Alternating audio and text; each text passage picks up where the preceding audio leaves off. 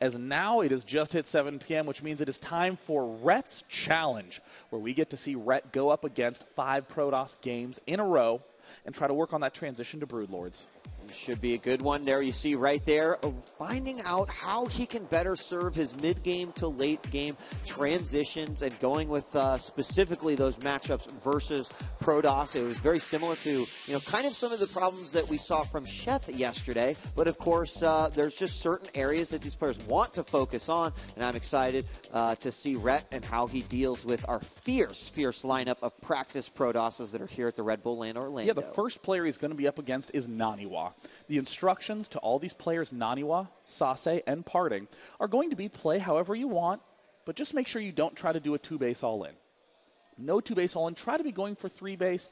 Try to be going for that big maxed Colossus push that so many Zergs struggle with. And what Rhett is going to try to do is try to do a lot of battering down on the front door with his Roach Hydra army and going to try to get that transition to Broodlords. He's not sure if he wants to stick with his old style, if he wants to go more Stefano style, if he wants to do a mix between the two and go Roach Hydra Infester in the mid-game. He's really trying to experiment with how can he hold off that push that happens around 17 to 18 minutes.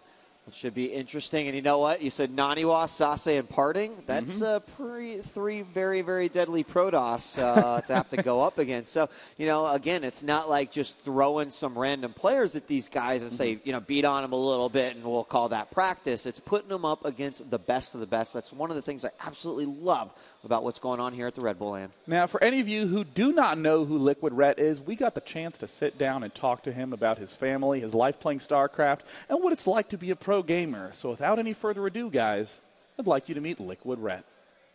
Focus player for day 2, Liquid Rhett. Rhett, how's it going? Pretty good. I feel good. Yeah, I'm ready. Give this man a round of applause. So, tell us a little bit about your challenge and what we're going to see you focusing on over the course of the next few games. It's basically going to be about the late game in ZVP. You have a lot of games where you open up pretty strong with like Roach in mid game, and you defend attacks and take more bases, but you can't quite kill the Protoss. And then they get like a killer mix of Colossus and Stalkers and sometimes Mothership. And there's a lot of games where Zerg dies right before they get a nice mix of Brute and Fester Corruptor. So we're going to be working on getting to that stage in the game in a safe way. Okay. Now, talk to me a little bit about the motivation behind this. I asked like Sheth and Thorzane the same questions yesterday. Was there a specific opponent that sort of made you realize this is something that you need to really work on? Was it just a series of games overall? Like, talk to me a little bit about that. It's just something I've ran into in the past couple of months, maybe even half a year, in a lot of tournament games and practice games, and I just always quite couldn't figure out just how to do it. Like some games I would get it perfect and it would look really good, but then the very next game I would completely mess up and die easily. So I just really would like to, in my mind feel like I know what to do. Sure. Like when it gets to like past 15 minutes and how to win, because I'm still not really sure. Like I feel like I'm just doing, random things, and sometimes they work and sometimes they don't. So I really like to know for sure. Great. So are there any particular maps as well, or maybe any kind of style of map where you seem to have a little bit more issue than other maps? I think most maps, it's pretty much the same, like Shakuras and Daybreak. You can make a nice wall of spine crawlers. Some maps where you can't do that, it's a little bit different, like Tal'Darim or what else? There's a bunch of maps where you can't really defend all your bases with your spines. So it's a little bit different there, but most maps seem to play out in a way where you can make a lot of static defense in the middle, and then Protoss will do like war prisms on both sides of your base and get Mothership and do harass with Blink Stalkers and stuff like that. So it always plays out kind of the same way. So your 3 focused practice partners for today, you're starting off versus Naniwa. We'll move on to Sase, and then Parting will sort of be the last boss, if you will, as we go into this. Of those 3, and considering the level of competition, how much will just having these 3 practice partners help you, not only for your challenge, but in preparing for the competition next week? Yeah, these three guys are way better than anyone I usually play on the American server. So on one hand, I'm a little bit scared because they're really good. On the other hand, it's going to be great to play against these type of players a week before MLG, where it's going to be a bunch of those guys who are at that level. So hopefully it'll help me a lot.